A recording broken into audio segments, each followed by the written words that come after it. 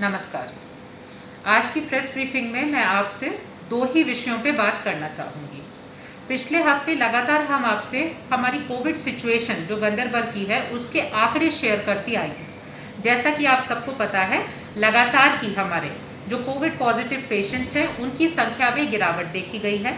हमारी डिस्ट्रिक्ट की overall positivity में भी एक गिरावट देखी गई है और उसी के चलते काफ़ी सारे रिस्ट्रिक्शंस जो हमारे डिस्ट्रिक्ट में इन प्लेस थे उसमें काफ़ी ज़्यादा रिलैक्सेशन दे दिया गया है। यहाँ तक कि वीकेंड कर्फ्यू में भी बहुत ज़्यादा रिलैक्सेशन दे दिया गया है। लेकिन ये रिलैक्सेशन देने के बाद हमने बार बार पब्लिक से अपील की थी कि प्लीज़ कोविड अप्रोप्रिएट बिहेवियर आप लोग कंटिन्यू करिए, जो कि बहुत ही नॉर्मल छोटी छोटी चीज़ें होती हैं, जैसे बहुत ज़्यादा गैदरिंग नहीं करना, अपने हाथों को धोना, मास्क लगातार लगाए रखना। लेकिन ये बहुत ही अनफॉर्चुनेट है, जैसा कि हम लोग देख रहे हैं पिछले हफ्ता 10 दिन से जनरल पब्लिक एट लार्ज इस कोविड अप्रोप्रिएट बिहेवियर को अडहेयर बिल्कुल भी नहीं कर रही है। अगर मैं पिछले 2 वीकेंड्स की ही बात करूं, हमने बहुत ज़्यादा भीड़ देखी, मार्केट्स में भी और अन्य जगहों पर भी। देखिए, मैं समझ रही हूँ कि जब बहुत ज़्यादा रिस्ट्रिक्शन होता है, जब बंदी का माहौल चल रहा होता है, तब घर में बैठे बैठे लोगों में भी एक तरह की टेंशन डेवलप होती है। आप लोग चाहते हैं कि आप लोग बाहर निकलें, थोड़ा अपने परिवार के साथ कहीं जाएं, बाजार से जाके खरीदारी करें। लेकिन प्लीज़ आप ये सारी चीज़ें करिए, but it is very very important कि आप कोविड अप्रोप्रिएट बिहेवियर अपनाते हुए ही इन चीज़ों को करिए। हमने काफ़ी ज़्यादा टूरिस्ट स्पॉट पे फैमिलीज़ को देखा पिकनिक मनाते हुए, लेकिन उसमें से किसी ने भी अपना मास्क नहीं लगा रखा था। आई होप आप लोग समझते हैं कि जब ऐसी कोई गैदरिंग होती है, जब 1, 2 या 3 परिवार एक साथ होते हैं, उनके ऊपर स्ट्रिक्ट एक्शन लेना, फाइन लगाना हमें भी उचित नहीं लगता है। हम भी नहीं चाहते हैं कि हम आप लोगों को किसी प्रकार का कोई डिस्कम्फर्ट दें। लेकिन प्लीज़ समझिए, अगर आप सोचेंगे कि कोविड बिल्कुल चला गया है, अब कोई प्रॉब्लम ही नहीं बची है, जैसे हम पहले रह रहे थे अब हम वैसे ही रह सकते हैं, तो इसके लिए मैं आपको थोड़ा सा कॉशन करूँगी कि please that is not the situation. जुलाई अगस्त का महीना बहुत ज़्यादा इम्पॉर्टेंट है। अगर इन्फेक्शंस फिर से बढ़ने लगे तो उसकी जिम्मेदारी देखिए हम सबकी बनेगी। प्लीज़ मैं एक बार फिर से आप सभी से रिक्वेस्ट करूँगी कि आप जैसे अभी ज़िंदगी अपनी जी रहे हैं, उसमें सिर्फ और सिर्फ आपको कोरोना अप्रोप्रिएट SOPs को शामिल करना है।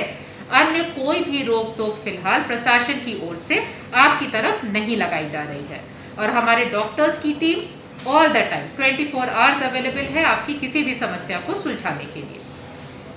दूसरा जो बहुत ही इम्पॉर्टेंट विषय है वो ये है कि हमारे डिस्ट्रिक्ट में 18 से 44 की वैक्सीनेशन ड्राइव चल रही है।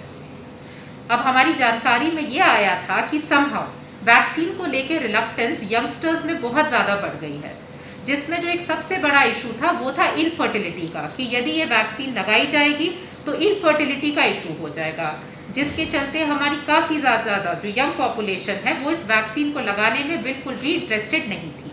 रादर पिछले हफ्ते अनफॉर्चुनेटली हमारी जो कुछ हेल्थ टीम्स थी उनको काफ़ी ज़्यादा रिलक्टेंस का सामना करना पड़ा।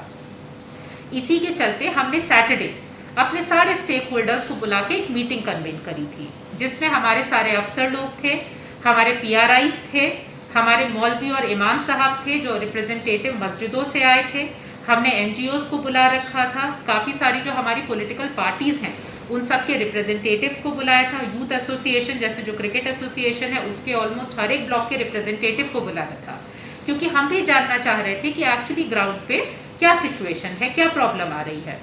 हम लोगों ने काफ़ी अच्छा डिस्कशन किया। उस डिस्कशन में जो भी लोगों के शको शुबहात थे उसको मेडिकल टीम ने बहुत ही अच्छे से दूर किया और हमने फिर से रिक्वेस्ट की अपने सभी स्टेक होल्डर्स से कि आप लोग भी पब्लिक में जा करके इस जागरूकता को फैलाइए। मुझे लगता है ये हम सबकी जिम्मेदारी है, जितनी एडमिनिस्ट्रेशन की जिम्मेदारी है उतनी ही रिस्पॉन्सिबल सिटीजन्स की भी जिम्मेदारी है कि यदि कोई और सिटीजन किसी बात को समझ नहीं पा रहा है या उसको ले करके उसको कोई शंका हो रही है, एज रिस्पॉन्सिबल सिटीजन्स हमारी जिम्मेदारी बनती है कि हम उस शंका को दूर करें। हमारे जितने भी पार्टिसिपेंट्स थे मीटिंग में, सब ने हम लोगों को आश्वासन दिया कि हम लोग ये मैसेज अपने डिस्ट्रिक्ट में ज़रूर फैलाएंगे। देखिए, 1 महीना हो गया है 18 से 44 के वैक्सीनेशन को इस डिस्ट्रिक्ट में शुरू करे हुए, लेकिन 1 महीने में सिर्फ 14% हमारी पॉपुलेशन वैक्सीनेट हुई थी।